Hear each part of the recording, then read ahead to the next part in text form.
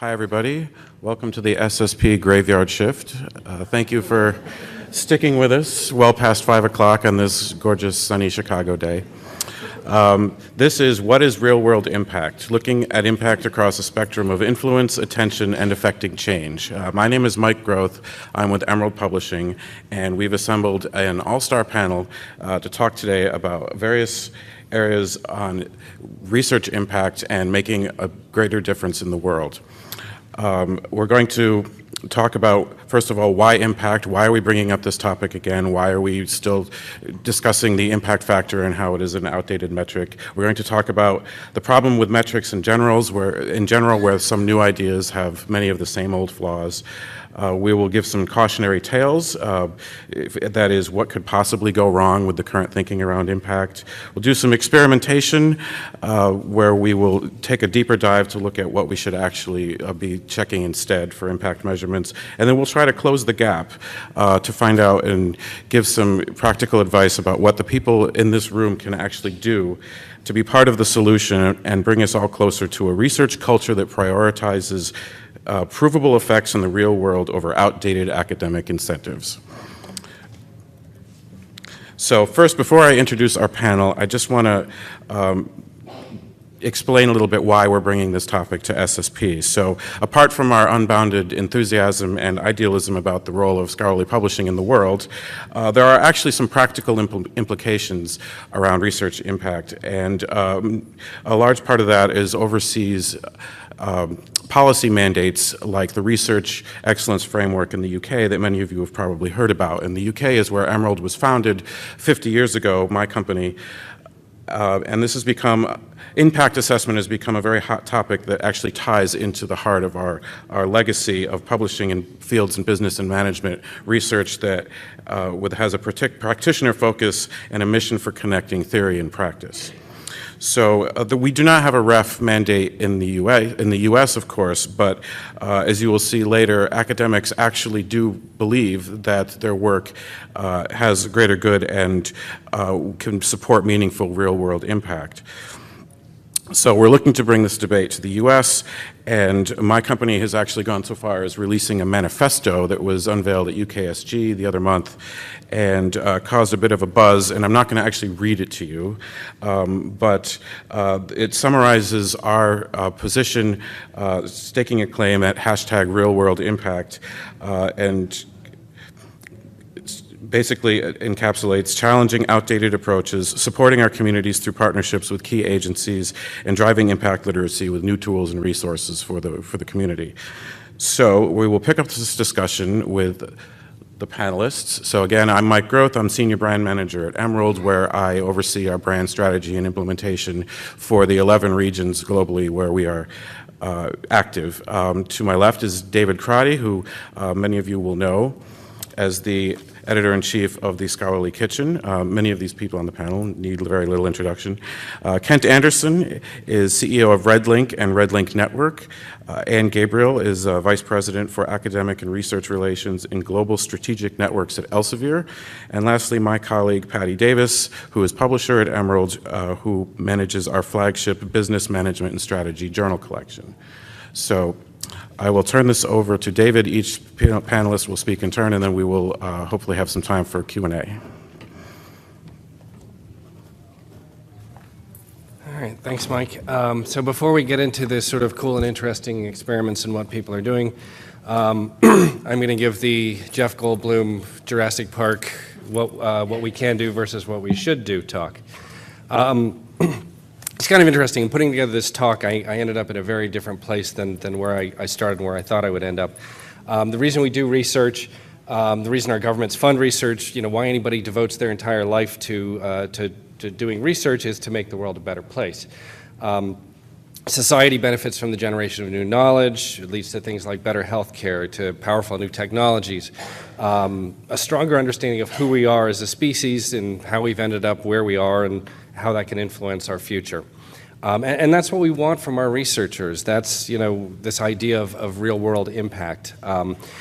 So the idea of measuring real-world impact makes sense, Objectively measuring it, however, is not a simple or straightforward process, and it raises some red flags about falling into the same sorts of traps that we're already in from the ways that we already do research assessment.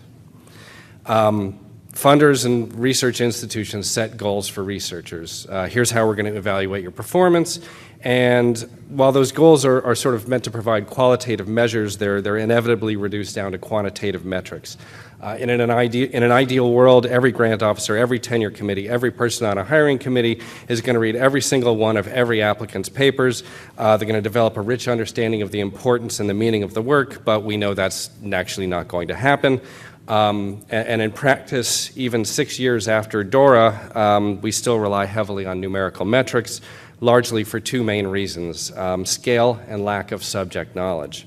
So scale matters because we have an enormous number of people doing an enormous number of research projects. Grant offerings or job openings often get hundreds, if not thousands, of applications, qualified applications, I should say. In 2014, the UK's REF review assessed 200,000 research outputs and 7,000 impact case studies from 52,000 academics. The NIH alone awards around 50,000 grants to more than 300,000 researchers. Even if you had time to read everything, a lot of decisions have to be made by non-experts, university administrators, grant officers. They can't be expected to analyze high-level research. If I don't know a thing about Keynesian economics, how am I going to judge the importance of your work on the subject? Real-world impact cannot be effectively reduced to a numerical ranking. It's often subtle and non-obvious, requiring an explanation rather than a yes or no tick box. Real-world impact is slow. In many fields, it's better measured in decades rather than in months. Real-world impact is widely variable. There's no one standard measure that makes sense for a particle physicist and an economist. Perhaps most damaging, though, is the idea of trying to metricize real-world impact leads to short-term thinking rather than doing what's best for research and society over the long term. So here's an example of probably what I think is one of the most impactful pieces of research, most impactful experiments done in the last century. So in the early 1950s, Salvador Luria and Giuseppe Bertani were looking at how bacteria protect themselves from viruses. And they realized that there were differences in how well the virus could take hold in different strains of bacteria. Big deal, right? Cut to the next decade. In the 1960s, Werner Arber and Matt Meselson's lab showed that the reason for restricted growth in some strains of bacteria was because there was an enzyme in there chopping up the virus's DNA, something they called a restriction enzyme. Again, big deal, right? On to the 1970s. Hamilton Smith and Daniel Nathans, among others, isolated those enzymes and showed that you could use them to cut DNA in very specific places and to map it. And that quickly led to this notion of recombinant DNA, genetic engineering. Herb Boyer and Stanley Cohen filed a patent, started a company called Genentech. They started producing, at this point, synthetic human insulin. So until this time, the only insulin available to diabetics was purified animal insulin. It's hard to come by, super expensive. So this made an incredible difference in the lives of people suffering from this condition. Arber, Nathans, and Smith were awarded the Nobel Prize for this work in 1978. The patent, by the way, wasn't officially awarded until 1980. So, pretty big real-world impact, right? Let's go back to Luria and Bertani. How are we going to measure the value of what they did? What metric would capture that? As I said, real-world impact can be subtle. So I've just spent a few minutes explaining to you what they did and tracing the long path that their initial discovery led to. If you're the NIH and you need to give 300,000 researchers that same sort of 5 minutes to explain what you did and why it's important, then that means 25,000 hours of listening to explanations.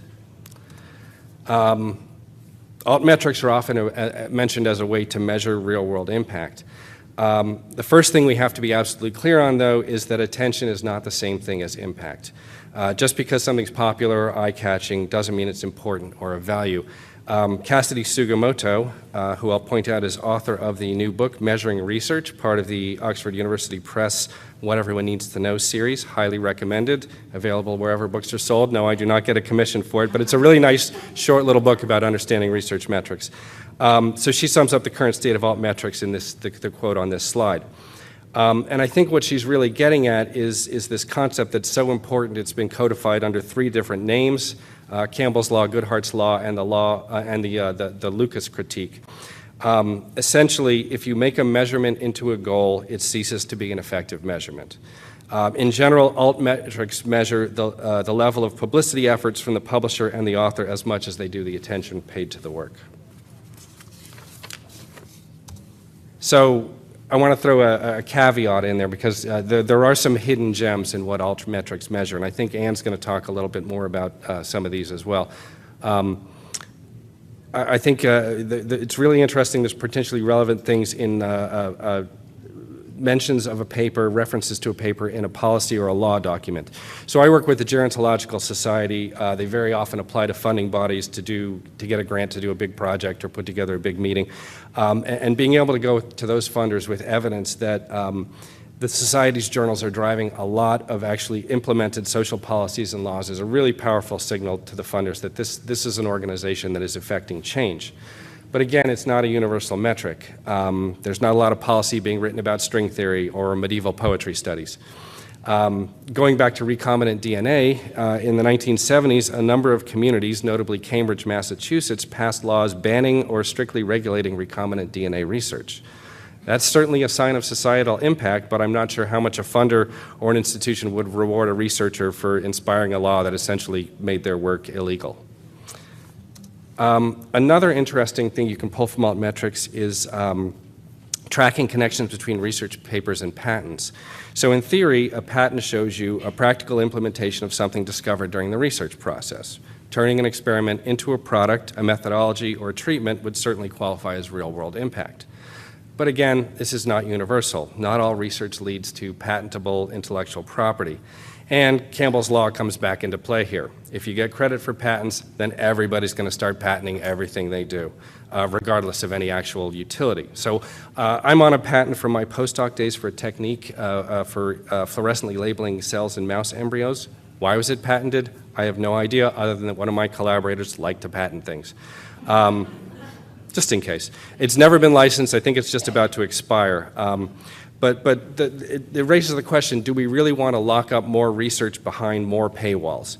If everything that gets discovered gets patented, then does that stop further research? You know, I can't take the next steps in knowledge gathering because that might violate your patent. I can't try to replicate or expand upon your research.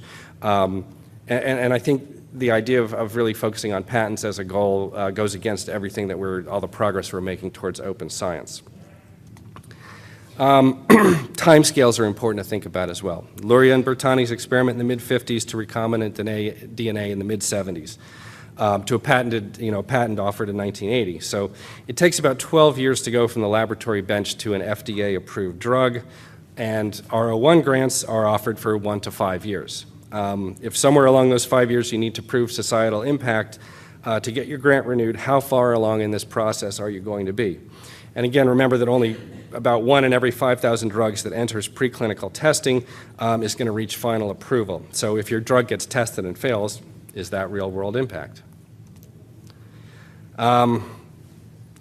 Exerting pressure to productize research and to strive for small short-term gains over creating long-term value is bad for research. In my opinion, many of the biggest problems we face as a society stem from this notion that, well, everything should just be run as a business. To be fair, this is a really good way to run a business, but you can't apply it universally to everything, and it causes us to end up with, for example, our current political situation in the United States. Let's elect a businessman to run the government. What could possibly go wrong? Another parallel is the U.S. primary educational system. We've decided that this should be run as a business with regular measurements and assessments to evaluate teacher and student performance. And we're back to Campbell's law. Standardized tests are the chosen metric, and our public schools now essentially spend most of their time teaching kids how to take standardized tests rather than educating them. And that gets us to one of the other roots of society's ills is short-term thinking. Schools are willing to trade off having a generation of citizens that haven't been properly educated for a quick infusion of local tax dollars. Kent wrote a really nice piece recently, I think last month in the Scholarly Kitchen, where he called this a race to the bottom, with people keen to pay lower prices now, even if they know it will hurt them in the long run.